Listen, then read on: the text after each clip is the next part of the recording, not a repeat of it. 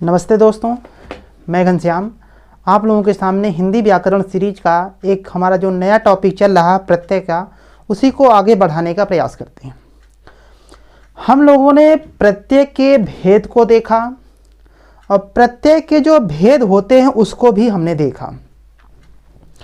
उसी भेद में हमने तत्सम प्रत्यय की हम बात कर रहे हैं। तत्सम प्रत्यय के हमने कुछ उदाहरण या कुछ प्रत्यय को हमने देखा। इसी क्रम में हम आगे बढ़ते हैं और जो हमारा अगला उदाहरण है, उस अगला प्रत्यय है, उसको देख लेते हैं। चलिए, हमारा जो अगला प्रत्यय होने वाला है वह है मन। अगर हम बात करें प्रत्यय, अगर हम बात करें इसका अर्थ क्या होता है, तो इसका अर्थ होता है युक्त। क्या होता है? इसका अर्थ होता है युक्त। चलिए, यह कैसा प्रत्यय है आप लोग बताएंगे। यह जो मन प्रत्यय है, यह जो तद्धित प्रत्यय है, क्योंकि यह संज्ञा, सर्वनाम और विशेषण के बाद में आके जुड़ता है, इसीलिए यह कैसा है? यह तद्धित है, तद्धित प्रत्यय है। ठीक है, अब बताइए, जो तद्धित मन प्रत्यय से जो शब्द बन के तैयार होता है उसे हम क्या कहते हैं? उसे हम तद्धितांत कहते हैं, तद्धितांत कहते हैं।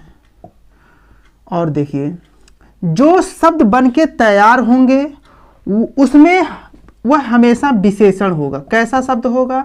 वह हमेशा विशेषण होगा। चलिए आगे देख लेते हैं।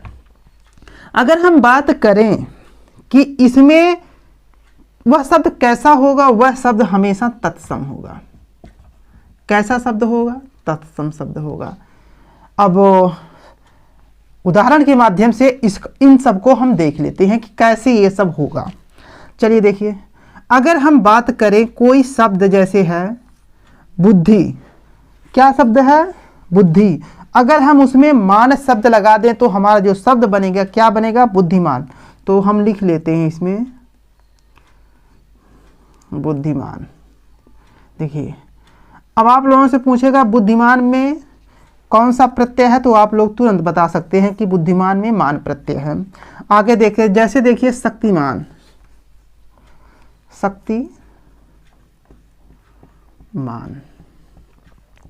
और आगे कोई शब्द आप लोग बताइए, जैसे कहें श्रीमान, श्रीमान। चलिए देखिए, यह तो जो मान हमारा है यह पुल्लिंग शब्द है, तो इसका स्त्रीलिंग भी प्रत्यय हो सकता है। क्या होगा आप लोग बताइए? तो यह होगा मति शब्द होगा। इसका जो स्त्रीलिंग होता है वह मति प्रत्यय होता है। कौन सा प्रत्यय होगा? आप लोग बताएंगे मति प्रत्यय, मति प्रत्यय। तो इससे कौन सा कैसे शब्द बनेगा? जैसे बुद्धिमान है तो बुद्धिमती हो जाएगा। क्या हो जाएगा? तो बुद्धिमती, बुद्धिमती। चलिए आगे देखते हैं। जैसे शक्तिमान है तो शक्तिमती हो जाएगा,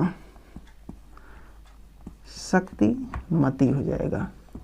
जैसे श्रीमान है तो क्या हो जाएगा इसका स्त्रीलिंग? तो श्रीमती हो जाएगा। ठीक है, आप लोग इस प्रत्यय को नोट करिए और भी आगे समझने का प्रयास करिएगा। देखिए, यह जो शब्द है तद्धित प्रत्यय है, क्योंकि यह संज्ञा, सर्वनाम और विशेषण में आके जुड़ रहा है, इसीलिए यह तद्धित है। ठीक है, यह तद्धित है, यह तद्धित है, तद्धित प्रत्यय है। और जो यह शब्द बन के तैयार हो रहे हैं यह तद्धितांत हैं। और यह जो शब्द हैं यह विशेषण के शब्द हैं। और यह जो शब्द आए हैं आप लोगों के सामने, यह हमेशा तत्सम शब्द का बोध कराते हैं।